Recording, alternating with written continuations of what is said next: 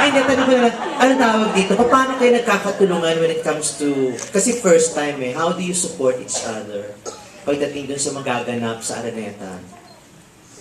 Paano nyo pinalalakas ang loob ng isa't isa? All the performing naman, hindi na bago sa kanila. Oo, pero malaki ito sobra. How do you support each other when it comes, ito Araneta na kasi, James, Nadine. I keep telling Nadine that once we're on the stage, we'll enjoy it and have fun. So it's quite daunting, the whole of Araneta, and now apparently the whole Philippines be watching. So. Yun nga, actually ngayon po nanginginig ako.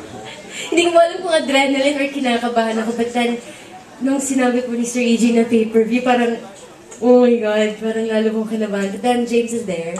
And he keeps telling me na kaya yan. Pag nandun ka na, mag-e-enjoy ka na.